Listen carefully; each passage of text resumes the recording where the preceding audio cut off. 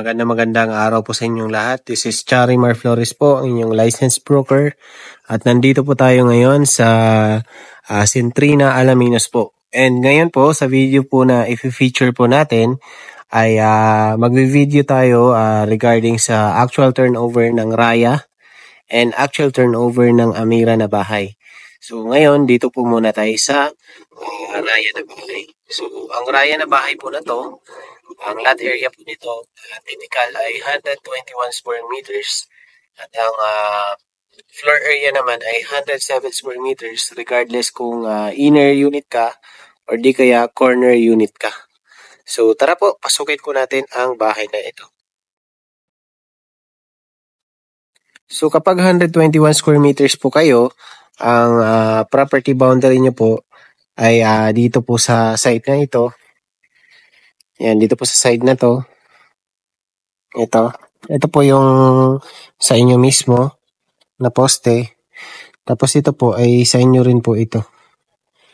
Yan, so meron kayong lote dito sa side na to. Tapos meron din pong lot sa side po na to. So ito, kapag halimbawa na magbabakod po kayo, ay maglalagay po kayo ng sarili nyo pong tawag dito, wall po. Kasi ito po, ang wall po na to ay para sa unit po na nandito sa tabi nyo po. So, ayan. Dito tayo sa site na to. So, ang property boundary nyo naman po dito sa site, sa may parking area, ay dito naman. Ayan, yung may sa gilid po nito. So, kung magbabakod po kayo, ay dito po, pag ganun po, sa diretso po, sa likod. So, ang pag-gate nyo po sa harapan ay mula dito hanggang doon po sa may poste po na yun na pinuntahan natin kanina. So, malawak pa po yung harapan nyo. Pwede pa po kayo maglagay ng garden or landscape. So, dito naman sa side natin, sa gilid, meron tayong mga nakaabang na ganito. Tapos yan, may mga saksakan. So, sa parking naman natin ay kasya naman po yung malaking sasakyan. Van man yan or malaking SUV, kasyang-kasya po. So, ito yung sa portion sa likod na part. So, dito, susundan nyo po ito kasi ito po yung property lane nyo. Pag ganyan. Kung maghahati pa po kayo nito sa kabilang unit.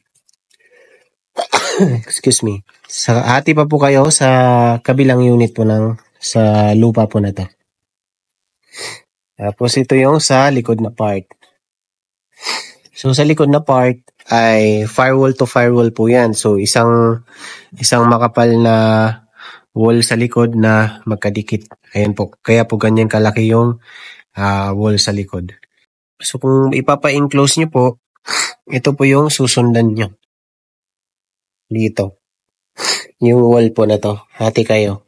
So, kapag ipapa-enclose nyo to, ay dito kayo maglalagay pag ganyan. Hati po kayo. Yan yung likod na part. Para sa Raya na bahay. So, pasukin na po natin.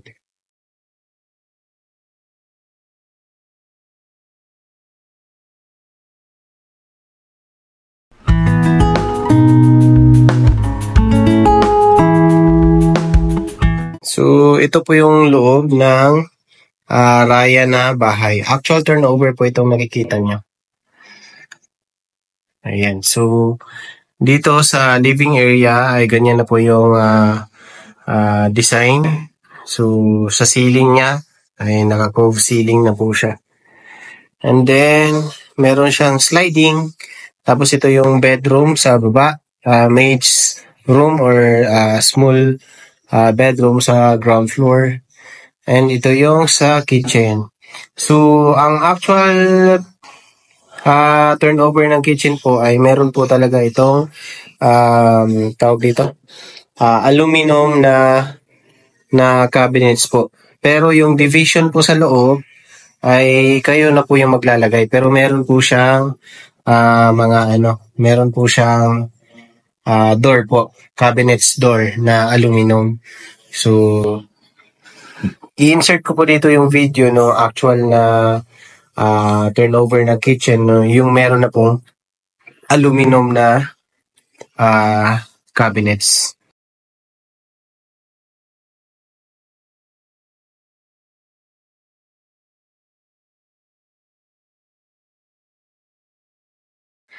So that's it for the kitchen. And then ito yung portion sa likod, no? Yung video ko po kanina mula po dun sa labas. And then, ito yung ating bedroom sa baba. Yan. So, probably ay maid's room po ito or guest room. So, pansin nyo, ang ating wall paints ay parang dusty white po siya or parang light brown po yung kulay natin.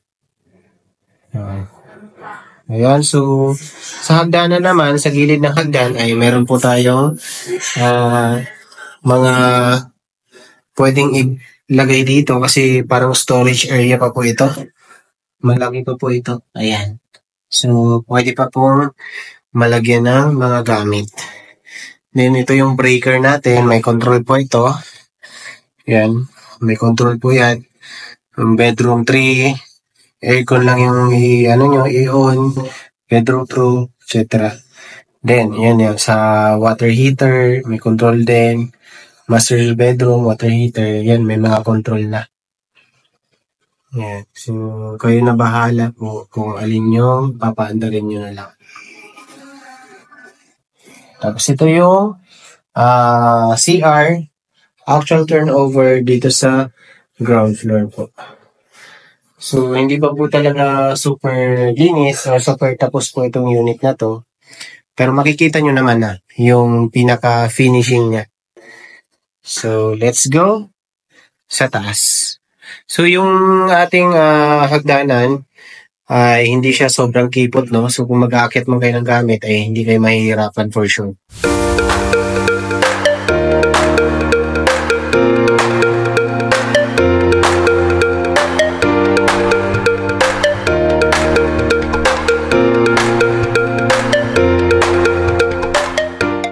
So, nandito naman tayo sa second floor. So, yung second floor po natin, yung tiles po natin ay ganito na po talaga siya. Mukha lang siyang wood pero tiles po ito na kulay brown. Yan, kaya maganda po siya. And then, pagkaakyat ng hagdan, meron tayong ganitong corner glass window dito sa gilid po. Fix po yan, hindi po siya na-slide na. Then your first bedroom dito sa baba ay ito po. So, yan. Tapos may provision din para sa aircon. Tapos may saksakan na rin po siya. Then this is your first toilet dito sa second floor naman. Pero pang second toilet po siya kasama yung ground floor. So, actual turnover po siya. Medyo nag-dark lang po yung kulay niya dito, no, compare po doon sa CR sa baba. Hindi siya dark talaga. Gray po yan. Mukha lang dark dito sa picture. Pero medyo light po yung nag-match naman po siya. Tapos ito yung second na bedroom dito sa taas. So, meron din provision para sa air condition. And then, dalawa rin yung bintana. Malaking bintana.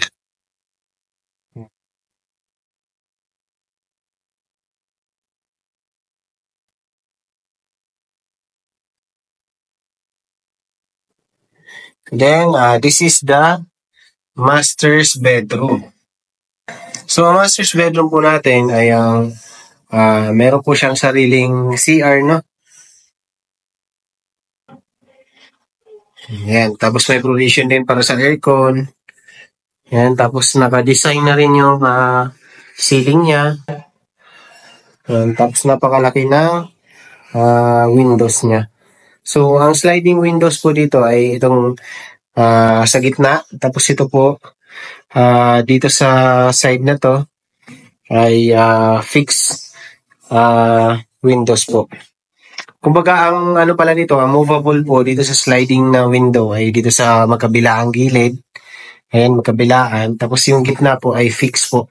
For safety purposes po yan. Kasi mas malaki po yung dito sa gitna, no? Para hindi masyadong malaki yung nakabukas. Then, meron siyang portion dito na maliit na space. Pwede po yung lagayan ng pwede po yan ipa-customize yung cabinets yan para lagayan ng mga alahas or di kaya cabinets para sa shoes. And then, this is your master's bedroom, toilet, and bathroom. Yan, medyo dark din yung, hindi siya dark, gray po yung kulay ng tiles niya dito sa toilet. Same yun sa common toilet dito sa second floor. Pero ang kinaibahan niya is yung sa area po na to. Yan, kasi doon sa common ay hindi po ganito na may separate. So mas malaki po yung CR dito. Ito po ay may cabinets pa po dito na ilalagay. Hindi nga lang po siya nakalagay pa. So that's it for Raya House model. Kung gusto niyo po yung Raya House model ay meron po tayong maraming bakante malapit po sa amenity area. Regarding naman sa computation, ay mag-message po kayo sa akin para mabigyan ko po kayo ng exact breakdown ng ating house na Raya po. Although, pwede naman na po ako mag-insert dito ng sample computation lang ng Raya House na nakabase sa 121 square meters. So that's it for Raya. Doon naman po tayo sa Amira po. And by the way po, si Raya po pala ay 4 bedrooms, 3 toilet, no? So, pareho po sila ni Amira na 4 bedrooms. Sa kinaibahan lang ni Amira ay meron po siyang attic. So, tara!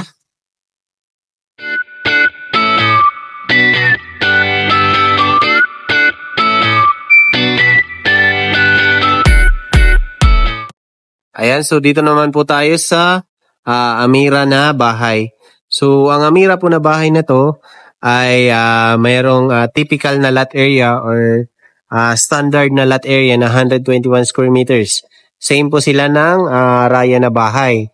Tapos, mas malaki lang po yung floor area po nito dahil ang floor area po nito ay 142 square meters gawa ng meron pong attic. Si Raya po kasi ay 107 square meters lang kasi wala po siyang attic. Tapos, pero itong i-feature ko sa inyo na actual turnover ng Amira po ay corner po ito. So, naka-base po ito sa 149 square meters na lot area po. Kaya pansin nyo, ay mas malaki po yung area niya dito sa side po. Ayan. So, mayroon pa po siyang extra lot dito sa gilid which can be extra parking in the future po. Pero kung magbe-base po tayo sa 121 square meters na lot area ay dito lang po sa side po na to. Ayan, dito po. Yan. Kung yung property boundary kumbaga ay dito po sa gilid po na to. Diretso po doon sa likod. So, baka maguluhan po kayo kasi may extra lot pa po dito, no? So, ito po, patwalk po ito. Ito po ay extra lot pero kay Sintrina na po siya. Pero, pwede nyong lagyan ng mga halaman itong nasa harapan nyo. Kasi wala naman pong ibang gagamit niyan ay kayo lang. Pero, for the purpose lang po kasi ito na halimbawa may ayusin si Sintrina ay at least dito po ayusin. Halimbawa, for example, sa sa canals, ganon. So, kaya po merong mga ganyang Tapos nilalagyan din nila yan ng puno, every property boundary. So, every bahay may isa at least puno. Yung puno po na yun ay namumulaklak po siya. So, ayan. Ang property boundary nyo dito sa side, dito sa kabilang yung kadikit po ay hanggang dito po. So, Kumbaga, dalawa, itong ano po na to, ay sa inyo po ito. So, ito yung tubig po na to ay sa inyo din po. So, kumbaga, kung mag-gate po kayo, ay mula po dito, paikot po, paganyan po. Tapos dito naman sa gilid, kung mag-wall po kayo, isusundan nyo po ito, diretso po doon sa side po na yon sa gilid. Kasi ito po ay sa kabilang property na po ito. So, may extra lot ka pa rin po dito sa gilid. Tapos, ito na yung property boundary mo sa gilid na to. Ayan. So, firewall to firewall po itong sa likod na part. So, dalawang wall po. Kaya po siya ganyan kakapal po. Kasi dalawa pong firewall na magkadikit. So, let's go sa kabilang side naman. So, mas malaki yung lote mo dun sa kabilang side. So, either inner unit man yung makuha nyo or corner unit nyo. Ayan. So, kung corner, magganyan, extra lot. Kung inner, hanggang dito po susundan natin pupunta doon sa likod na part. So, pwede pa pong lagyan ito ng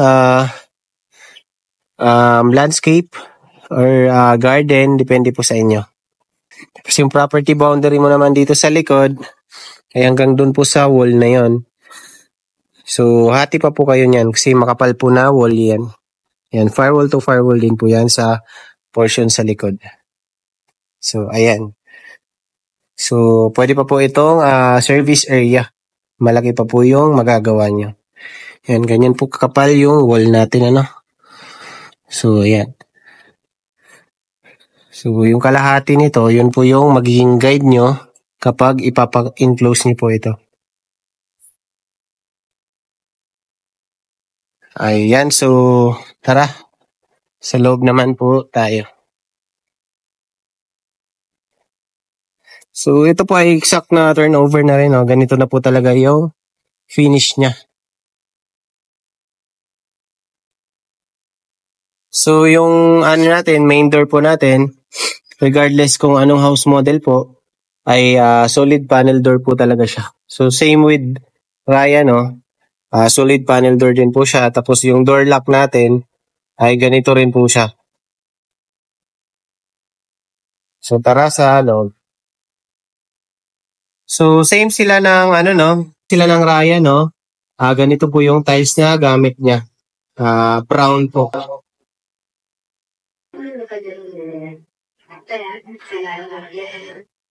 Ayan. So, maganda po yung tiles niya. Ayan. So, malinis na yung loob. So, ito yung kitchen niya. Halos the same lang sila ng laki ng kitchen ng Raya at saka Amira, no? So, nagkakaiba lang sila sa orientation ng CR. Kasi ang CR po ng Amira ay katabi po ng kitchen. Ayan po yung CR. Ayan. Same lang naman sila ng finish. Ito po ay medyo may pagka-brown yung tiles na gamit. Pero yung tiles sa taas ay medyo gray po yung gamit kung hindi po ako nagkakamali. Yan, so double sink. And then, ito po yung sinasabi ko na naka-aluminum yung cabinets natin. Tapos, dito po sa baba ay naka-tiles na siya pero wala pa po siyang separation. So, kayo na po yung maglalagay na. Ayan. Tapos, since 4 bedroom po siya, meron po siyang extra bedroom dito sa ground floor. So, ito po yung bedroom na yun. Yan, may maliit siya na parang hallway papasok. Yan. Yan. Yan yung bedroom na yun. Tapos, meron din siyang provision para sa air condition and saksakan. So, that's it for the ground floor area, no? And by the way, bago ko po makalimutan, yung ceiling din niya sa living area ay naka-design na rin. Same nga. Same po sila ng Raya. Then ito, pwede pa po kayong maglagay ng cabinets dyan sa ilalim ng hagdanan para mas maximize nyo po yung space. Then, same po sa raya, yung control natin sa breaker ay ganyan na rin po. So, wala lang siya nakalagay ng kung ground floor, sa heater, or sa outlets, just like the raya na pinasok po natin. Pero same po yung control natin. Then may mga saksakan din. Yung saksakan po na ito ay I think control po yan para sa provision para sa CCTV. Then yung hagdanan by the way natin ng raya at saka amira po ay buhos po ito mula ground floor up to second floor po.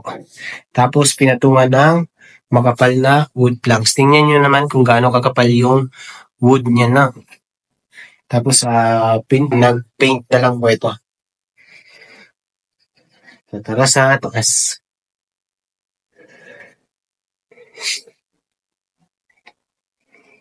So same with raya po, yung tiles po natin ay same lang yung gamit, no? Ayan. So ito yung sa first na bedroom. Dito sa taas. Tapos may dalawang bintana, magkabilaan, isa dito at saka dito. Tapos may provision para sa aircon. Ayan. Dito naman tayo sa common na toilet and bath. Ito yung toilet natin. Dito sa second floor. Common toilet and bath po ito. So yung tiles na namin dito ay may pagka-gray, no? So medyo iba siya compared dun sa ground floor. Dito tayo sa second bedroom. Yan, actual turnover din po ito. Then yung walls natin ay same po ng raya. Nakaano po siya, dusty white na paint. So dalawa rin po yung bintana niya, tapos may provision para sa aircon and saksakan. So maluwag rin po yung kwarto na ito. Yan, so lastly, ay dito po tayo sa master's bedroom. And bago po makalimutan pala,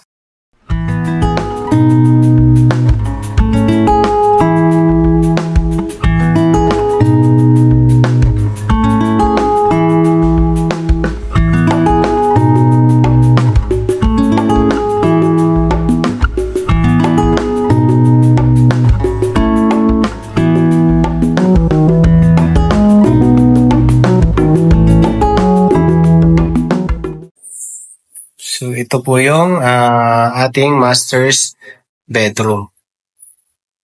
Yan, so meron din po yung design yung ceiling niya. Tapos same with raya po, malaki rin po yung glass window niya dito sa master's bedroom. Yan. So ang kinaibahan lang nito, mas malaki po yung portion ng master's bedroom dito dahil sa meron pa po siyang walk-in closet po. So, pwede pa maglagay ng cabinets dito. Yan.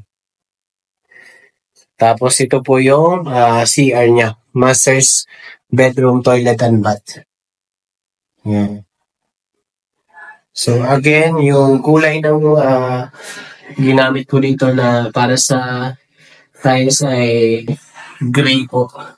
So, nagbuka lang siyang dark sa phone, lalo na kung hindi mo siya mafo-focus, no? Ayan. So, meron din po ganito, magkabilaan, para po sa, proper ventilation. Ayan. Tapos, meron din po ganito, na aluminum, kitchen cabinets po. Aluminum cabinets din sa CR. Pati sa kitchen, ay pareho po sila. So, that's it for the amira dito sa master's bedroom. So, same with raya, ang fixed na portion ng window niya na malaki ay dito po sa gitna for safety purposes. And then yung sa movable na or sliding na portion ng window ay dito po sa side na yan, tsaka sa side na yan. Sa baba po ay fixed din po yan. Then may provision din po siya. So, ayan. So, dun po tayo sa attic na area. And meron din po pala itong balcony. Ayan. So, naka-sliding din po yung balcony natin, ano? Yan. Yung Raya din, may balcony lang. Hindi lang po natin napasok. Pero mas malaki po yung balcony ng Amira compare po sa Raya. Pero mapapalakihan nyo naman po yung balcony niya. So, ito po yung hagdanan natin papunta sa attic. So, high ceiling po siya, no? So, pwede pa po kayo maglagay ng chandelier dyan para mas social pa po tingnan. So, ang kapal din ng wood planks na nilagay, no? Yan. So, yung finish po ng flooring natin dito sa attic ay nakaganito lang po siya. Vinyl flooring po ito, no? Yan. So, maganda pa rin. At saka maluwag, no? Kaya 142 po yung floor area niya. So, marami pa po kayong pwedeng magawa dito.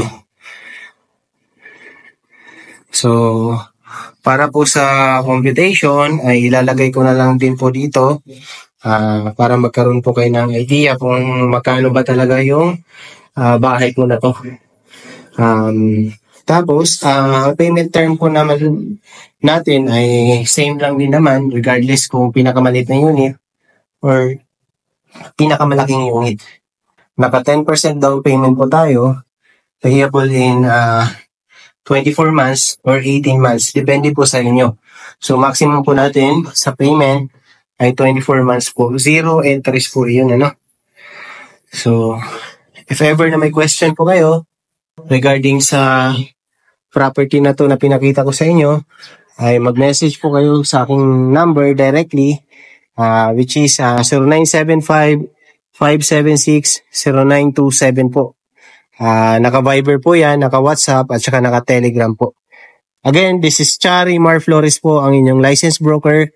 At kung hindi ka pa po nakapag-like, ay mag-like na po kayo dito sa ating video and i-subscribe nyo na rin po para po mas ma-update pa po kayo sa mga future videos po na i-upload po natin dito sa ating channel sa mga areas ng Cavite, Batangas, and Laguna po.